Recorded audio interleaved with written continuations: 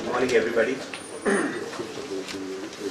Give me great pleasure to welcome all of you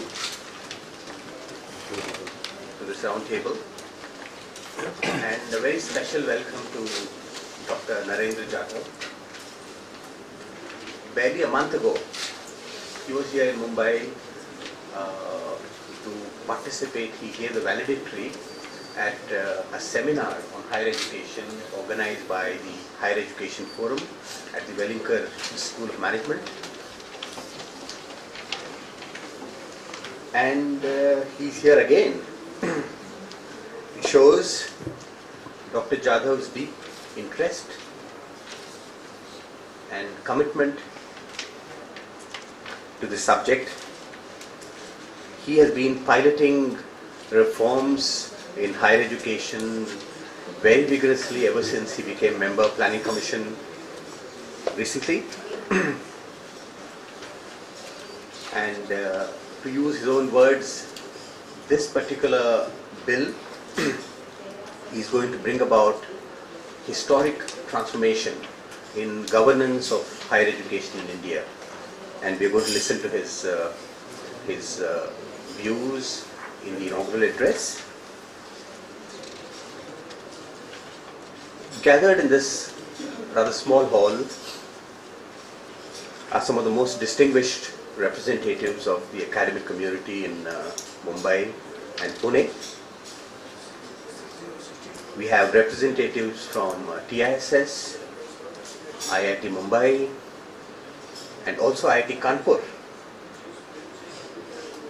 TIFR, Mumbai University, SNDT, Pune University, College of Engineering Pune, Symbiosis Institute, MET, MEDC, MIT, and also some individual activists in the field of education. We have Dr. Athanude from Pune, Dr. Urjit Patel, Krishan Khanna, who's been championing the cause of education reforms for years together. So, special welcome to all of you. As my colleague said, we are just waiting for another distinguished participant, Shri Saharia, Secretary Higher Education, Governor of Maharashtra. He's here.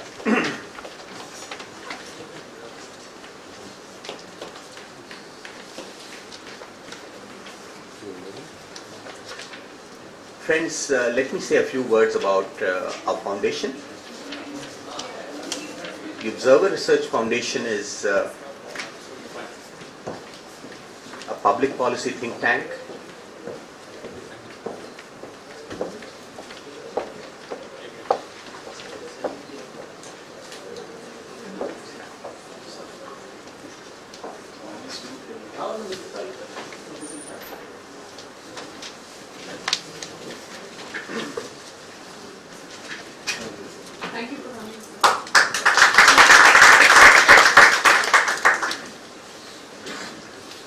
Friends, the Observer Research Foundation is a public policy think tank, very well established in Delhi, has been in existence for 20 years.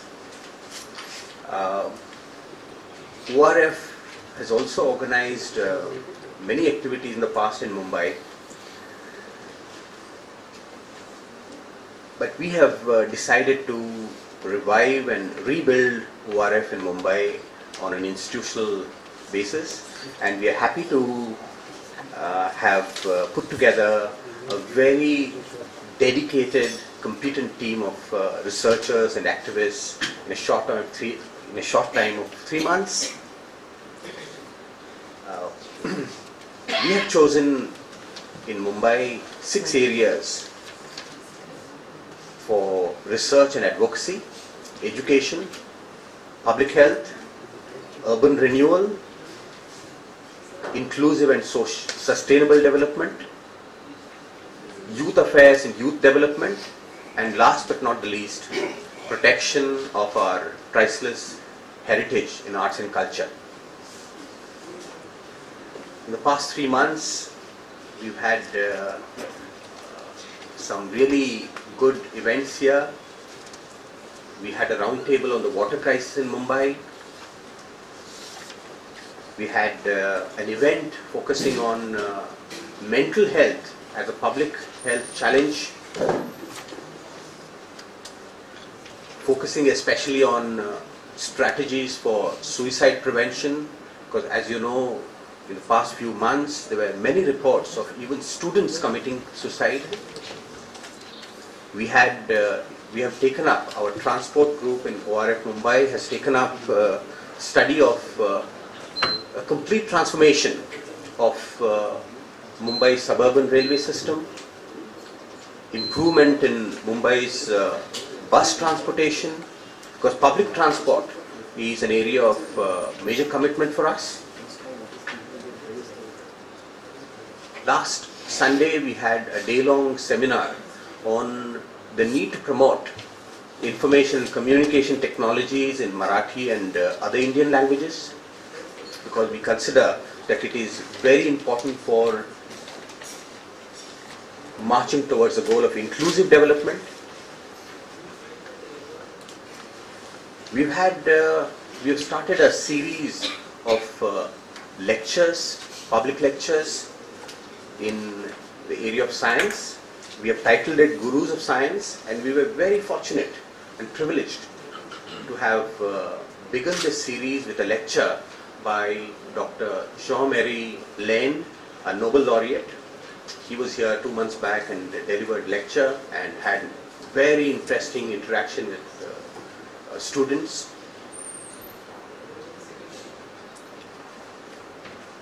Our colleagues have done a study which gives me, great sense of fulfillment. Friends, they've just completed a study on sanitation in Mumbai's suburban railway network. Our suburban railway system is the lifeline of Mumbai. This is where the Indian Railways took birth. Unfortunately, so many things need to happen to make our suburban railway system world class. And as part of our overall engagement with public transport, we have done this study and it's soon going to be published. So you will see that we have taken for ourselves a very broad mandate. You can say it's a 360-degree mandate for a public policy think tank.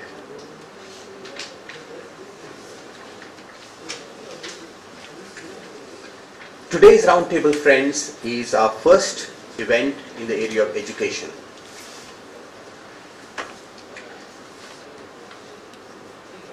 I cannot think of a better definition, if you will, for what education means and what education should do than the words of Swami Vivekananda. Education is that which is for man-making, nation-building and advancing the universal progress of mankind. I believe that higher education should be guided by and should be evaluated by these wise words of Swami Vivekananda. Higher education should enable us to create a healthier, more cohesive, more caring society. At the same time, higher education should be relevant to India's needs. It should be divorced from the real needs, the real requirements of India's development. Unfortunately, that's not the case. I'll give you just one example. I happen to be an advisor to the railway minister, and I was shocked to find that we don't produce a single PhD in railways in India, whereas China produces more than 100 each year. Which is why China is going to now build high-speed train networks in the United States.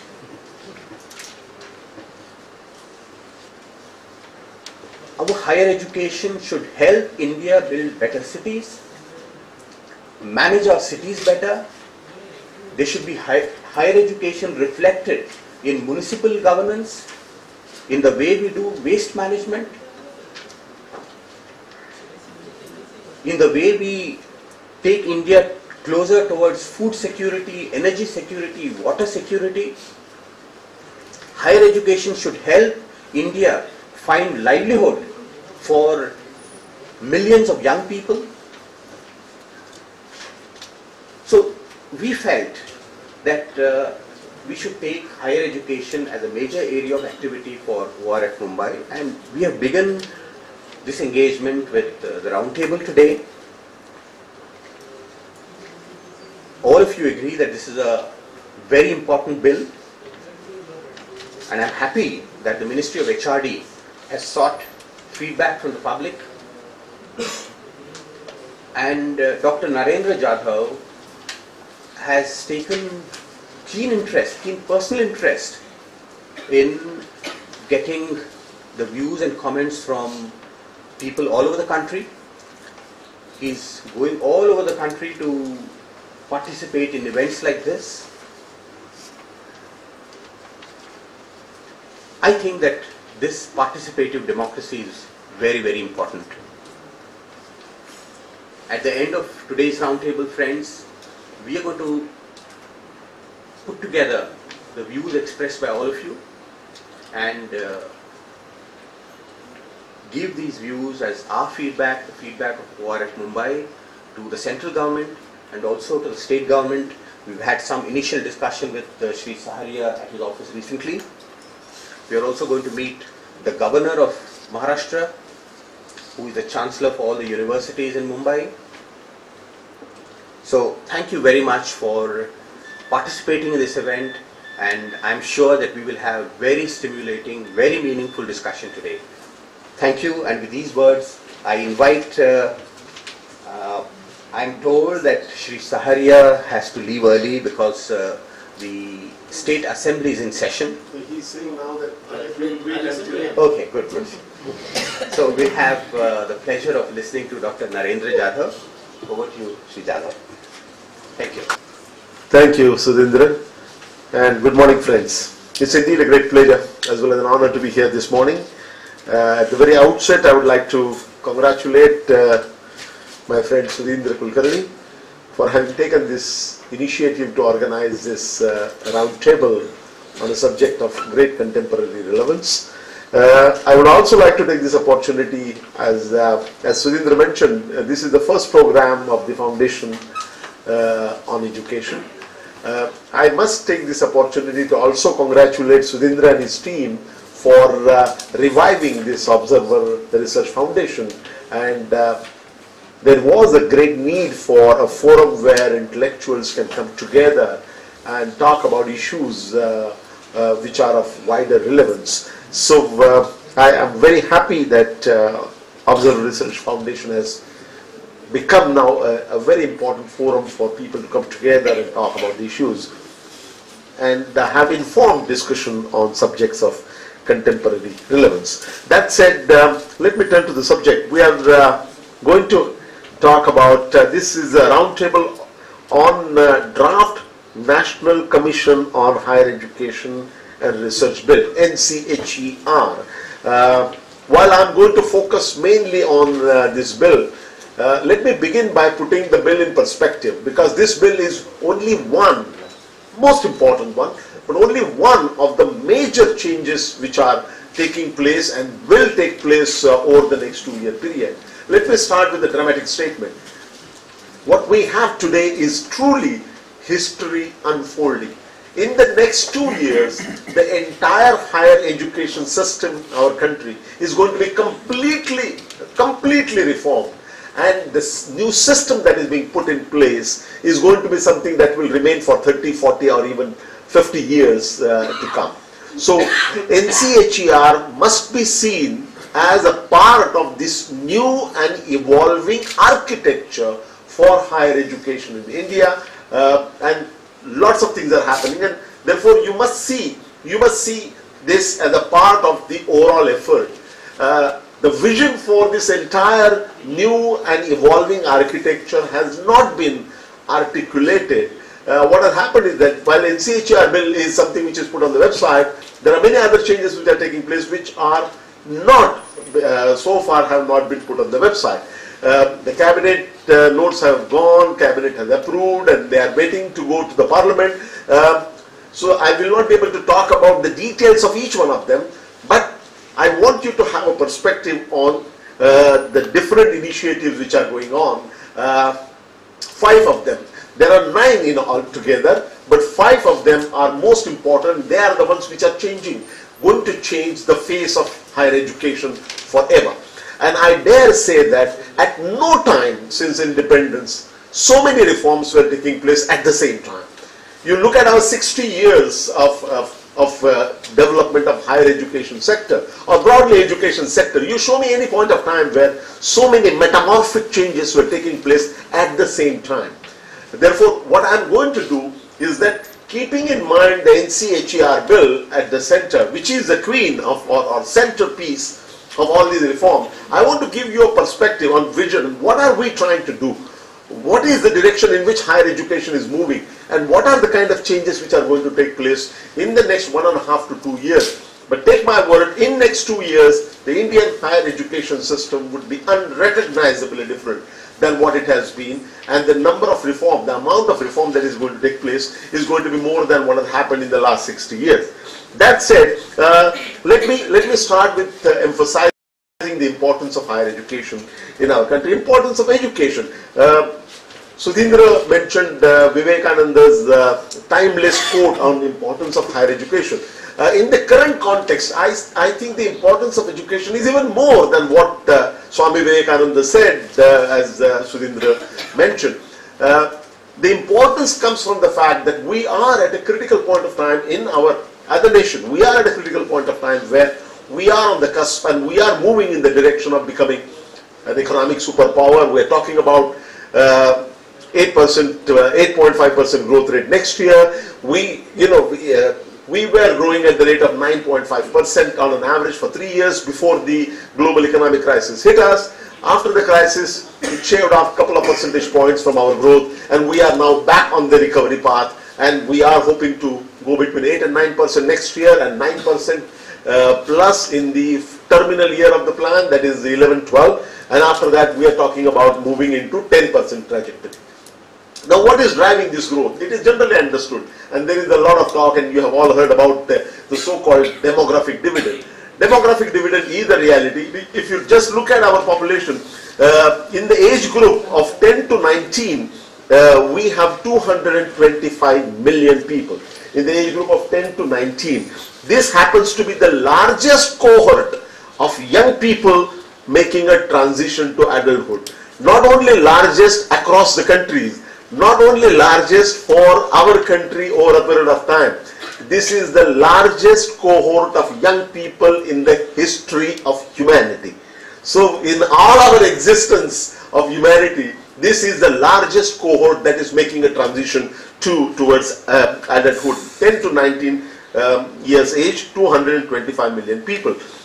Now this is giving us a great advantage in terms of average age of India being only 24, and even in the year 2020 our average age is supposed to become only 27 or 28, whereas in 2020 the average age of China and United States would be 37, Europe would be 42 or 43, and Japan would be even 48.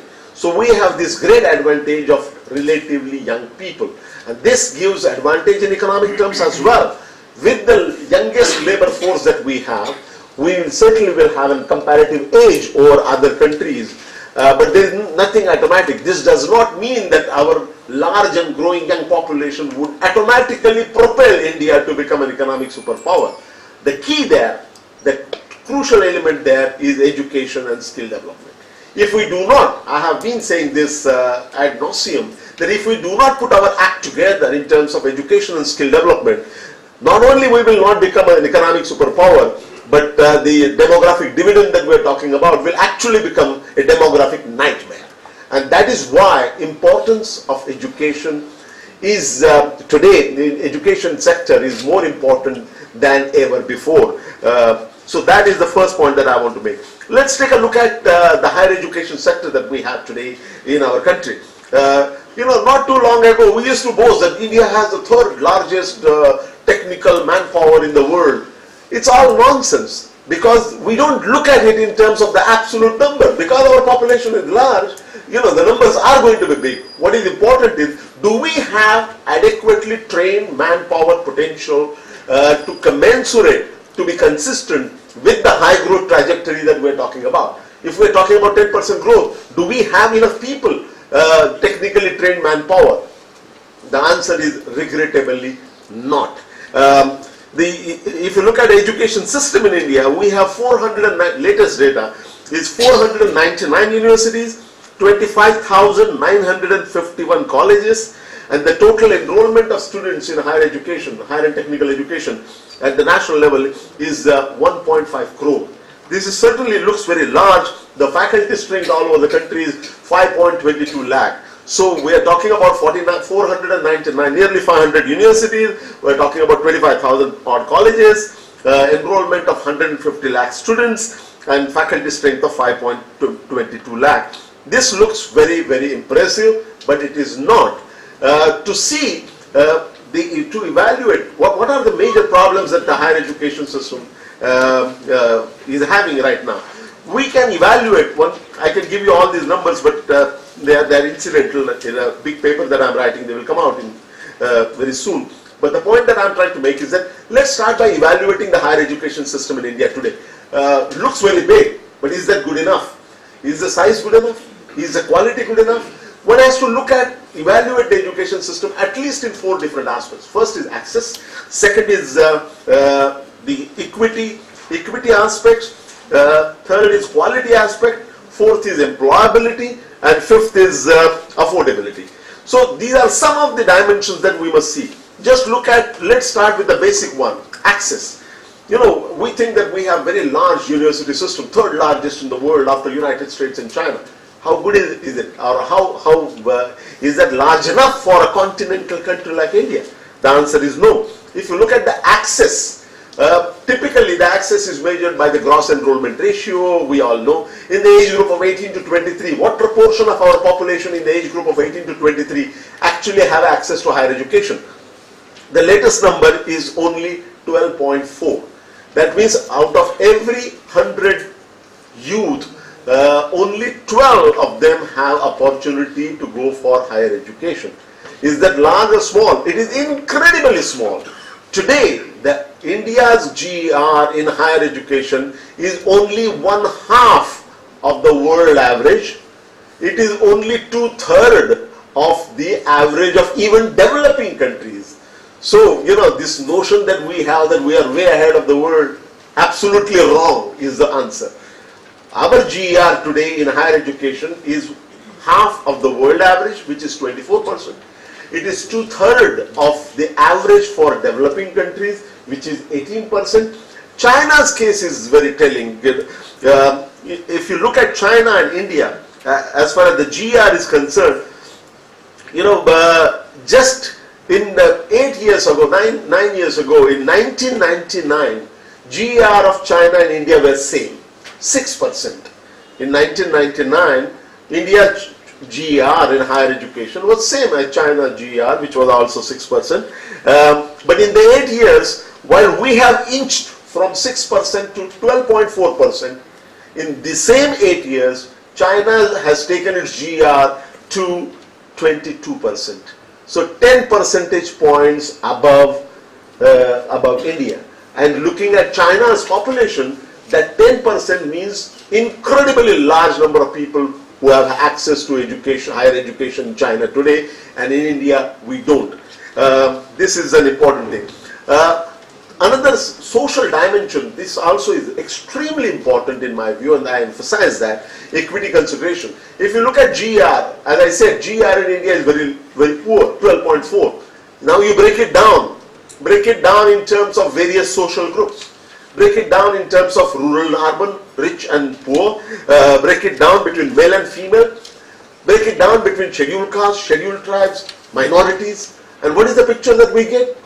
This 12.4 is very impressive. If you look at the internal distribution.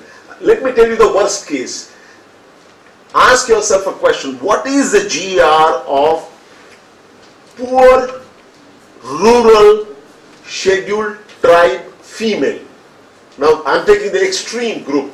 There the GR today is 1.8%. I do not think there can be anything more shameful than having very large social categories having access to education at 1.8%. What are we talking about? We are talking about becoming an economic superpower, and your GR, overall GR is one half of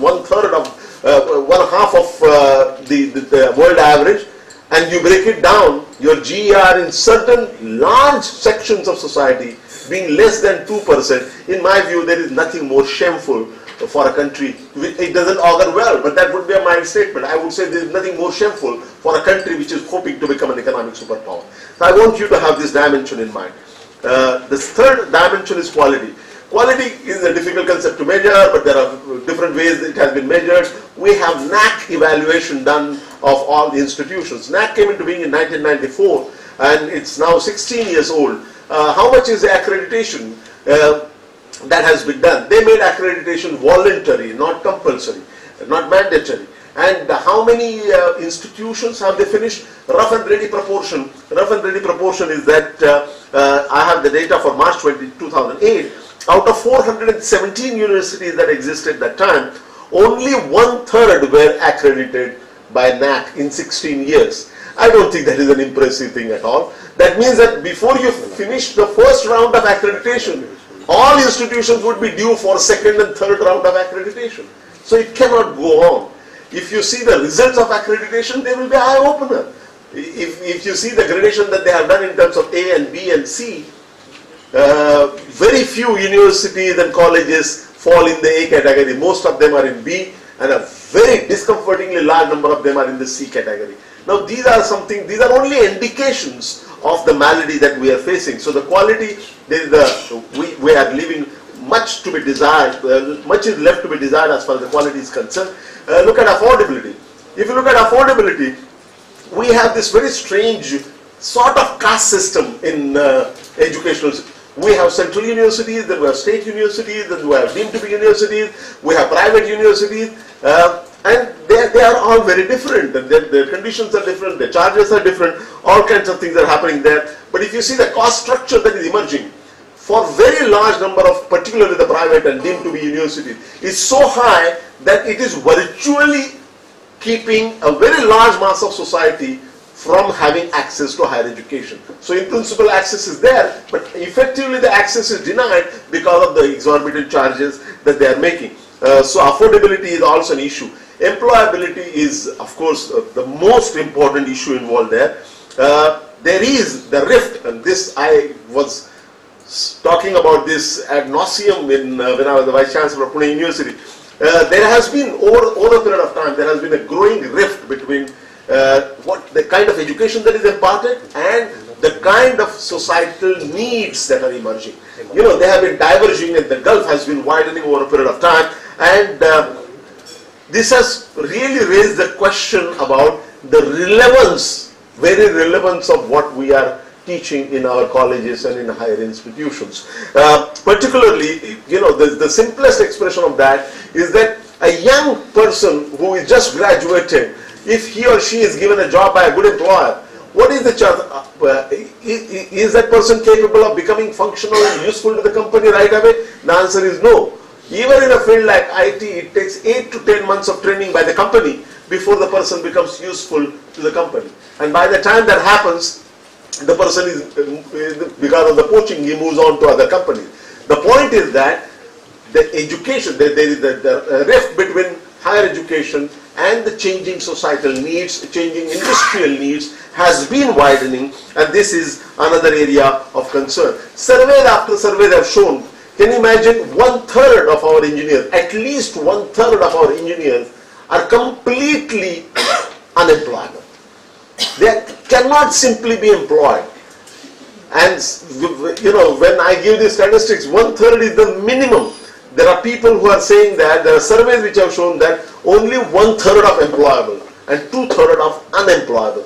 That is a very sad commentary on the quality and the employability aspect of our higher education. So all this needs major change. National Commission on Higher Education Research is one of the way to address that. But if I want to list out the systemic challenges which are there, what are the systemic challenges that the Indian higher education system is facing? I would like to divide them into 3 categories. One is the challenge of expansion with inclusion. Second is academic reform, and third is reforms in the regulatory framework. So let me just give you a quick rundown. These are the major systemic issues that I see facing that we need to address if we really want to take our higher education sector to the so-called 21st century education. Expansion with inclusion. There are at least 5 issues there. Expansion and upgradation of infrastructure and facilities. 2. Reduction of regional, social, gender and income imbalances. Promoting distance education and convergence. Greater private involvement including through PPP. And permitting entry of top-class foreign universities. This is part, as I see, the expansion with inclusion. Academic reforms. What are the kind of academic reforms needed? Imperatively needed. One is revision in curricula and improved pedagogy. Semester system, credit-based courses, examination reforms, competency enhancement of faculty, promotion and upgradation of research. On each one of these, one can talk for half an hour, because each one of them we are lagging so way behind. Competency of, I will just take one example to show you. Competency enhancement of faculty. It is my considered view that more than 50% teachers in our colleges and universities do not have foggiest idea, I'm saying, of the recent advances in their own subject. How many teachers have I seen, even in progressive state of Maharashtra and in an excellent university like Pune University? There are hundreds of teachers who go to class with the guide. They teach from the guide. There are many who use what I call American Yellow Pages. The notes that they had taken when they were doing their MA and MSc, that is being still used. They are not aware of the kind of change that is taking place. This is a sorry state of affairs. And the academic staff colleges that we have, let me say this, Saharia Saab, I have said that before, I want to say this. Academic staff colleges that we have is a cruelest possible joke. Nobody takes it seriously. In the all government report you will see that we are taking adequate care and precaution, teaching our teachers, updating the knowledge base of our teachers. Nonsense is the answer. The cruelest joke, and we need to do a lot. This is only one example. There are in each one of this. One can support that with the data and bring out the enormity of the problem, enormity of the mess that we have created. Third category is the reforms in the regulatory framework. Now this is very, very important, and this is really the focus of our subject today. Providing autonomy to universities, ensuring accountability, quality improvement including through accreditation, reducing multiplicity of regulatory agencies and improving effectiveness of regulation, prevention of malpractices, and providing an effective adjudication mechanism. Now each one of them again requires a big essay, but these are the challenges that we have. Now how are these challenges being addressed? That is the issue that we are going to discuss now in the third stage of. So there, I would like to say that all these challenges are being addressed at various levels, but there are, in terms of reform of the system, there are 5 important legislations which are at various stages of approval. Most important of them is NCHER, National Commission on Higher Education Research, which is the main subject. But the second one, I would like to talk about other ones also, and then spend enough time on National Commission for Higher Education and Research. In addition to that, we have, in addition to NCHER bill, we have a bill which has been approved now by the cabinet, which is for prohibition of unfair practices in technical and medical educational institutions. Then the other one is a bill to provide for mandatory accreditation of higher educational institutions and creating a regulatory authority for that purpose. Then the fourth one there is the provision for creating tribunals at the state level and at the central government level. And the final one there is, of course, regulation of entry and operations of foreign educational institutions. I think the basic reform in the regulatory structure must be seen in the context of these five, NCHER being the main one. Then we're talking about tribunals, we're talking about accreditation regulatory authority, we're talking about unfair practices, prevention of unfair practices, and we're talking about the Foreign Education Providers Bill. Now, what are these other things doing? I cannot tell you exactly what they're doing, but just to give you a sense of what they are attempting, I will talk about other four first and then focus on NCHER. As far as the other bills are concerned, take the case of tribunals.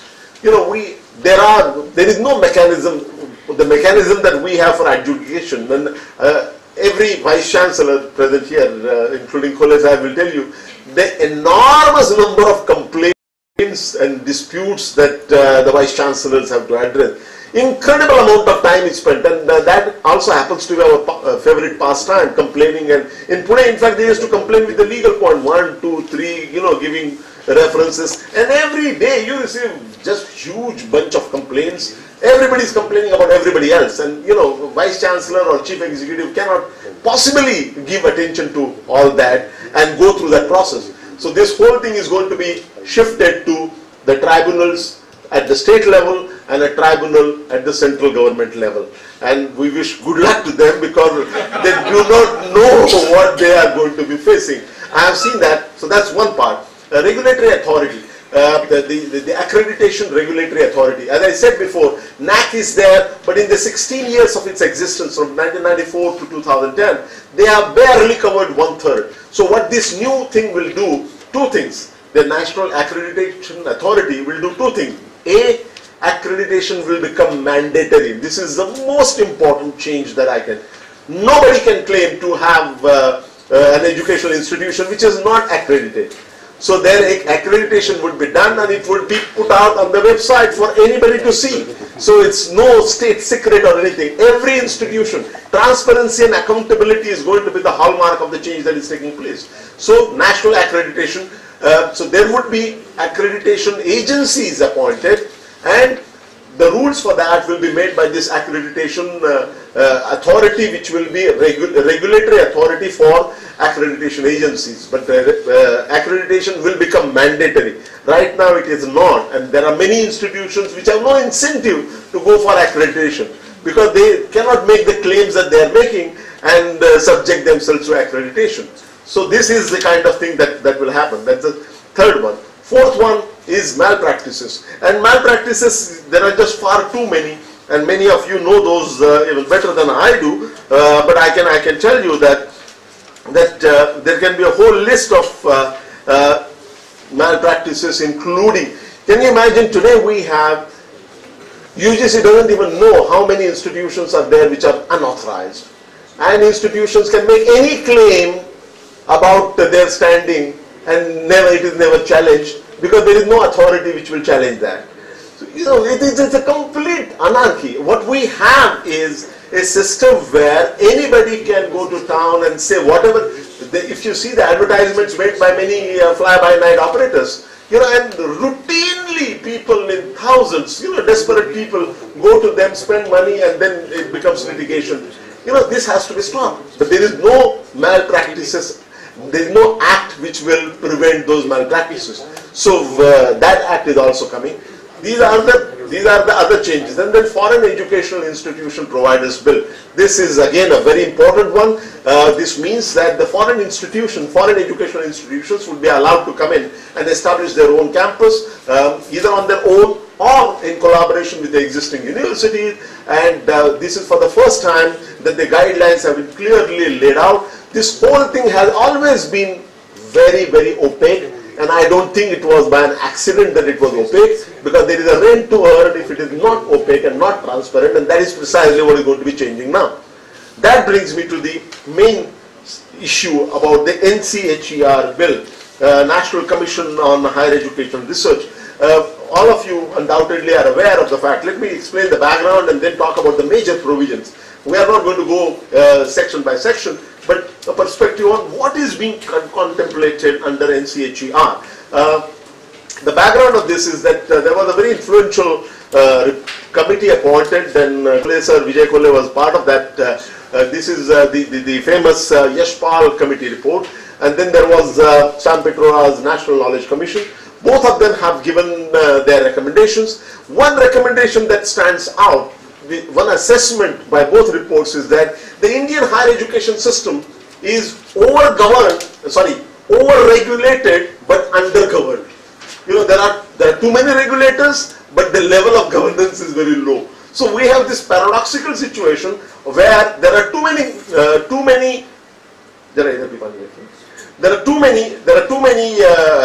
regulators, but there is very little governance. This is the bane of the higher education system. Now, if you look at even the multiplicity of regulators, we have UGC, then we have AICTE, then we have NCTE. NCTE is the National Council for Teachers Education. Then we have Professional Council for Pharmacy, for Architecture, for Medical Science, for every subject we have. And then we have Bar Council for Law. So we have 15 different regulators. And again, those of you who have been in the administration of higher education would know how much time that you have to waste running from pillar to post, going to all of these. And these have been very, very difficult organizations to deal with. Again, they have been very friendly with some, and there are motives attributed which are not entirely unsubstantiated, as we have seen. The point here is that there are all these regulators, and this myriad of controls and regulation that was created, that in turn created a kind of caste system between the central universities, state universities, then the deemed to be universities, and you all know about the examination of the deemed universities, and government taking this bold decision of actually de-recognizing 44 of them. This is a tough decisions are being made. So with these regulators, what has happened, and the harmony between them, or synergy between them, is virtually zero, non-existent.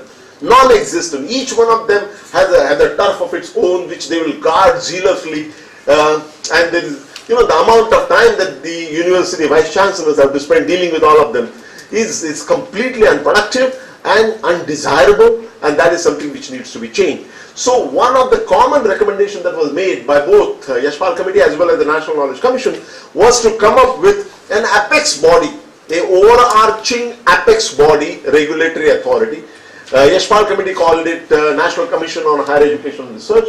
The National Knowledge Commission called it IRA-HE, Independent Regulatory Authority. IRA-HE was on higher education, so IRA-HE. This has been accepted by the government, and on 4th June, when the Honorable President of India made a speech before the joint session of the Parliament, she said that the government is committed to establishing National Commission on Higher Education and Research on the basis of recommendations made by recommendations made by Yashpal Committee as well as National Knowledge Commission. Unfortunately, she talked about two different authorities. The recommendation was for only one apex body where everything is put together, but the Honorable President talked about two bodies, one for medical and other for non-medical. That has created its own problem, but that we are trying to sort out. But the idea is to create a big body where all these individual regulators will be subsumed. This is the idea. The word subsumed created again a lot of discussion, but it's generally understood that what it means is that UGC will cease its separate existence, AICTE will be closed down, NCTE would be closed down, and they will be in some form merged with the National Commission on Higher Education Research. This is the proposal. This has not happened, but this is the direction in which we are moving. what the government has done is that Honorable Prime Minister appointed a task force, and I am part of that task force, to implement the recommendations of the Yashpal Committee. And that task force, what you see, the focus is on transparency and accountability. So first thing that we did was, for 1 month we had intensive meeting, and there are 7 members in the task force. We had series of meetings, the brainstorming sessions, and we have arrived at a draft legislation for creation of National Commission on Higher Education Research. First thing that we did was to put it on the website for anybody to see.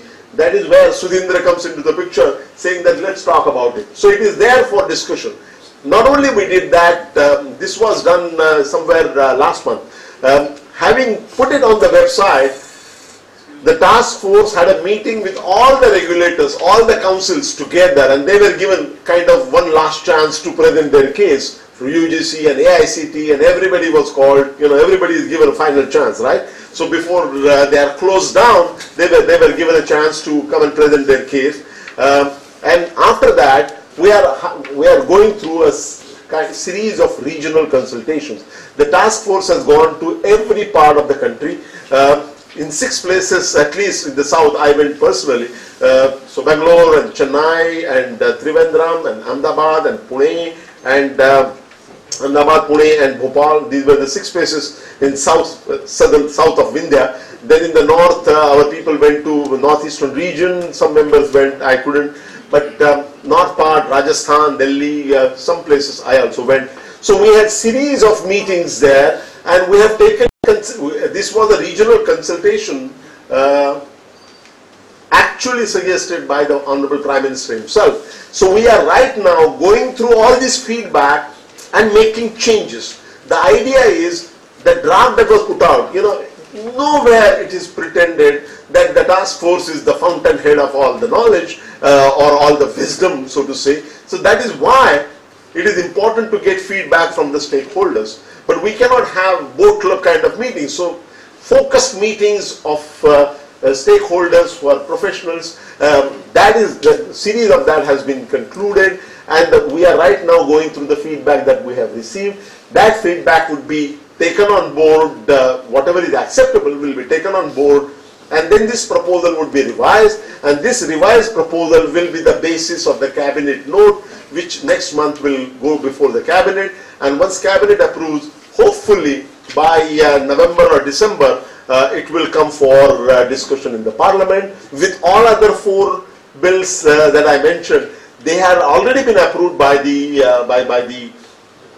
cabinet, and they would be all the 5 bills. All these 5 legislations will go before the parliament, and once parliament approves that in whatever shape and form, it would become a reality. But the bottom line is very clear.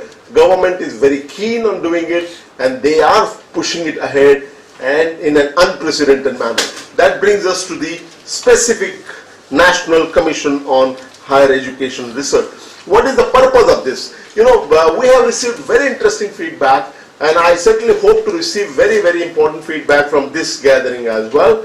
And that is why I am very happy that Sudhindra has taken initiative to organize this. Now, what is the National Commission for Higher Education aiming to do? First of all, the guiding principles, if you see, of National Commission on Higher Education Research, first of them is promoting autonomy of universities for free pursuit of knowledge and innovation. This is the most important thing, which has not come out as well as we wanted in that draft bill, and it will be changed. But promoting autonomy of universities is the most important part of this. Then the second, promoting accountability. We all know that autonomy must necessarily come with accountability. So there would be promoting accountability through a peer group consisting of persons of eminence. Then promoting transparent and participative governance in higher education. This is again very, very important. And fourth one, guiding principle, is mechanisms for identifying leaders of higher educational institutions. Read selection of vice chancellors, and we know the kind of debate that has taken place here and elsewhere, particularly in Maharashtra in the recent times. So these are guiding principles are these four. How are they going to be achieved? Please note that what would be the structure of NCHER? There would be a 7-member body, there would be a chairperson, and in that old form, which may be revised, 3 full-time members and 3 other non-full-time members. It would be basically a policy formulation and standard setting body. It has only one regulatory function, contrary to the impression, the newspaper articles and EPW articles. Many of them are based on inadequate understanding of. There is only one regulatory function that NCHER will take over, that is authorization to give degree or diploma, authorization to degree or diploma granting institutions to commence academic operations. So any state can start any number of universities with the State Act, but whether they are eligible to commence their operation is something that would be decided, because I can show you many examples where state governments have approved universities with 3 faculty members and 2.5 research staff and inadequately completed buildings. This is not something which happens in Mumbai. This is a reality. And, in fact, I have come to realize that many things in our higher education system closely resemble the Mumbai model. And one example that the typical UGC kind of inspection that takes place, or the committee is going, the whole thing has become such a scam. And there's one example that I can give. Even I don't want to name the institution. The story is that in the medical college, when the team went, everything was hunky-dory. There were lots of doctors, students, patients, and everything going hunky-dory. And one of the members, they were all very impressed by what they saw. Naturally, they were going to write a very positive report. One of the members, unfortunately, forgot his cell phone in the office. So 3 hours afterwards, he went back and he found that there were no patients, and there were no students, no doctors, nothing was there. Exactly like Mumbai. The idea was, he even spoke to the people there. You know what the locals told him? At least on that day we get free medicine, because we are paid money to go there and lie down in the hospital, and then we are also we're given money and we get free medication if we want. So that is, this is going to be changed completely. And I can also say that credibility of our regulatory authorities, particularly UGC and AICT, has never been lower than what it is. When we have been debating with people, a lot of them have said that, what you must do is, where is the need to create something new? Why don't you just revise the UGC Act and make it better?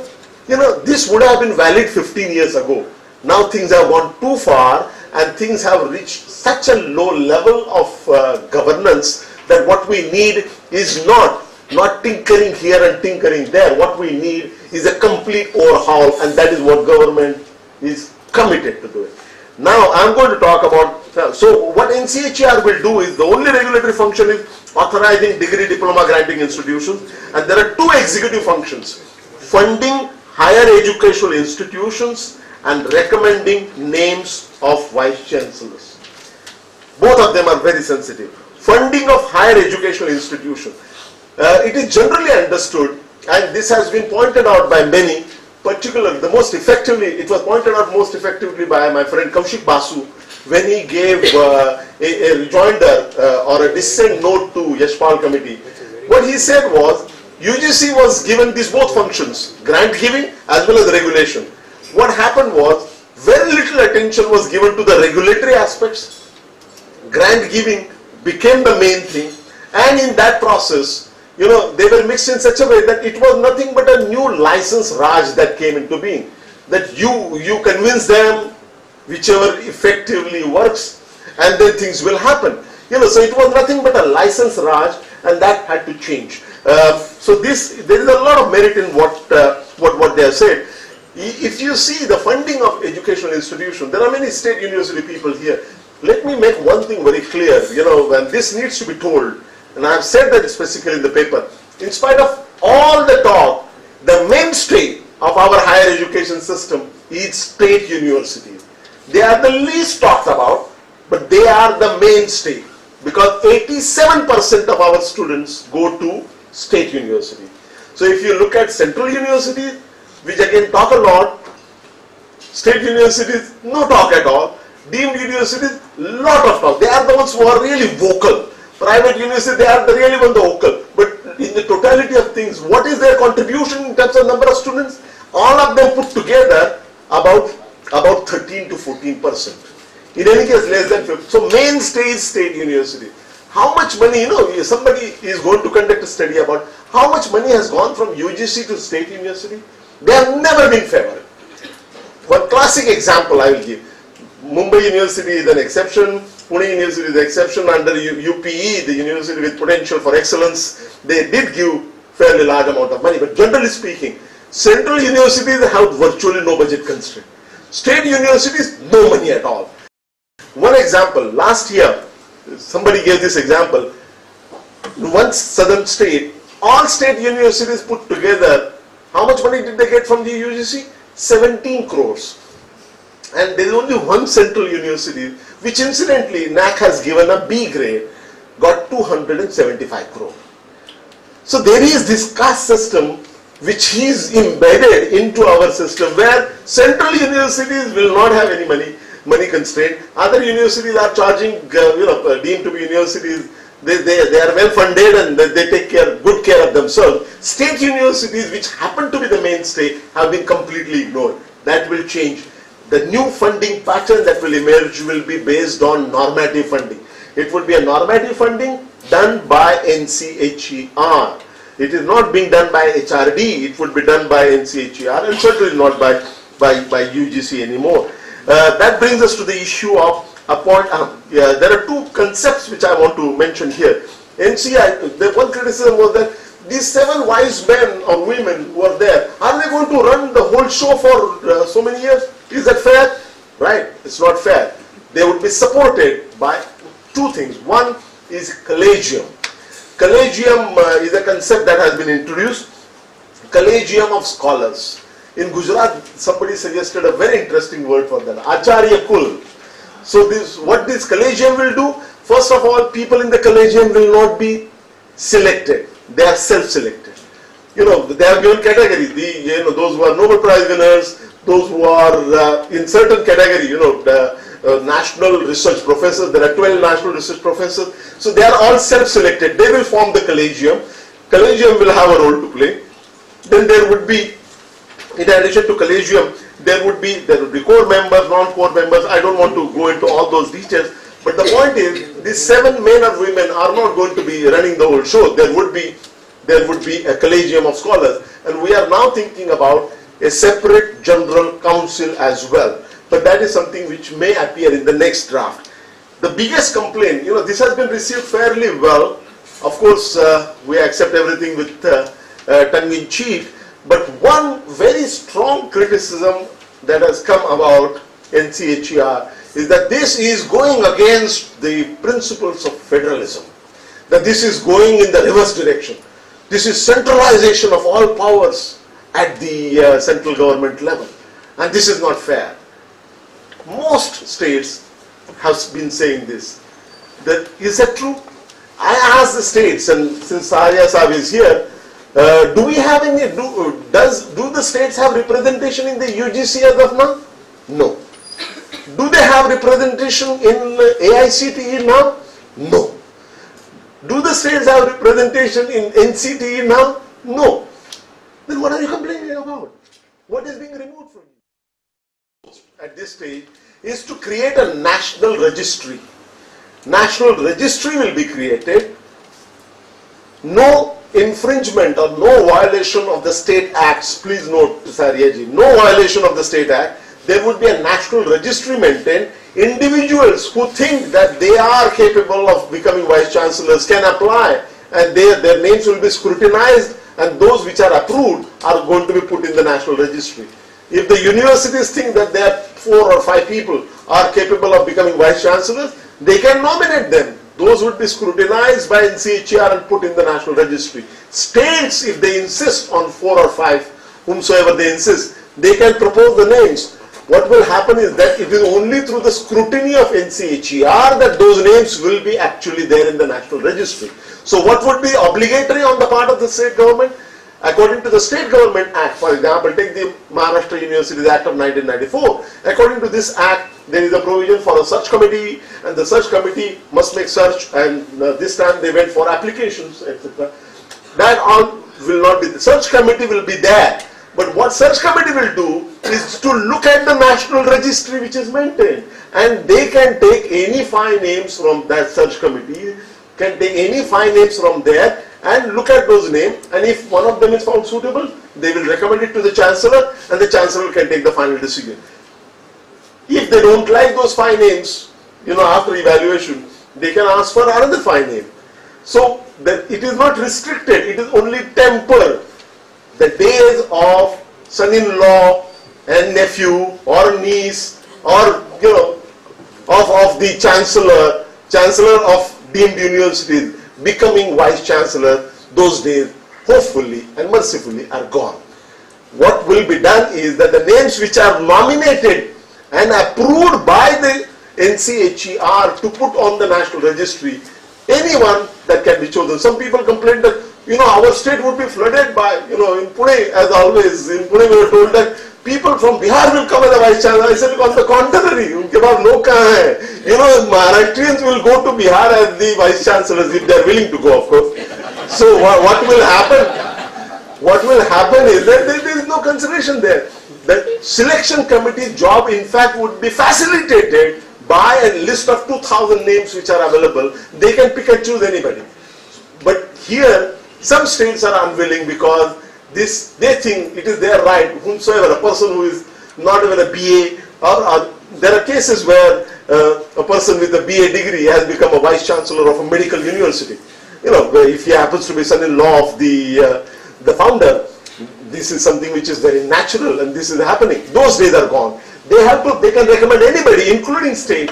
Those names, only those which are scrutinized and found suitable would be put on the national registry, and the states would only have the obligation to take the names from those 2,000 names or names which will be there, and then make up their mind. The search committee can make up their mind. That is going to be the change, and that is not the most important point. The final point that I am trying to make is that this is not going against the principle of federalism, for the simple reason that what we are doing, or what the government is doing, is to in fact go a step further in decentralization. Because while to some extent the authority of the states is tempered, the authority is being given to the universities directly. The autonomy, this has not been highlighted in the bill properly, it needs to be done, but this is the most important thing. At any day, those who are vice chancellors and those who are running the universities certainly know more about running the university than a babu sitting in Mantralaya of that same government. This is the self-evident truth, and this has to be done. So while to some extent the authority of the state is tempered, the authority is now passed on to a stage further to the vice chancellors. And I think this is a huge step towards decentralization. The complaint from the states is because they think that their authority is restricted. Vice chancellors should get fullest possible autonomy. They do not have to run to the state government. They do not have to run to UGC and AICT and spend time doing that. They have to simply run their institution. All the inspection Raj is over.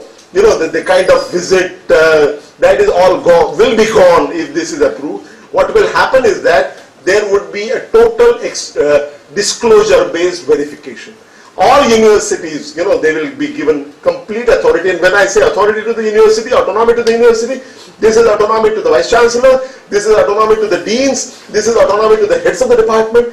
They will be, and they have to do what they are doing in a completely transparent manner with information disclosure. There would be no visits of the team giving the report. So the Pakit Sanskriti, Pakit Sanskriti, that is what it's called. Every time this committee goes, there is an envelope given to each one of them, in addition to everything else, and those things are fancy. So all that is gone. No, there will be no inspection, there would be verification of the information disclosed. There would be fullest information disclosure, and if somebody is making a wrong claim in the disclosure, which turns out in the verification, then there would be a strictest possible punishment coming from the tribunal on the fast track. That is the whole idea. The idea is to trust them, give them autonomy, but make them accountable, and if they are disclosing information in the wrong way or giving ads about their universities which can tempt many people, but those which have no semblance with reality, no connection with reality, they will be possibly booked. So that is the whole idea. So we are moving in the direction of a massive change in the next 1.5 to 2 years. There would be all kinds of changes which will take place in a democratic setup. We expect all kinds of opposition, counter arguments. It is only when the parliament approves all this, and I am certainly very optimistic that the parliament will approve this with some modifications, but in whatever shape and form it comes, this process in my opinion would be completed in next 12 months, and after that all these institutions would be established. And that will, final point that I want to make is that it is very important for all of you to understand the kind of changes which are taking place. It is only when, if you are adaptable, if you adapt yourself suitably to these changes which are taking place, then alone you can survive and indeed thrive. Those who don't will be fallen wayside, and nobody will have tears to shed for them. So I think Kulkarni Sahib has done a salutary service, a very important service by bringing all of us together to discuss our concerns about the evolving changes which are taking place, which will help all of you to design your own strategy to deal with this change in a manner that will benefit yourself and the institution that you represent. I thank Sudhindra for giving me this opportunity to come here and talk to all of you. Thank you very much.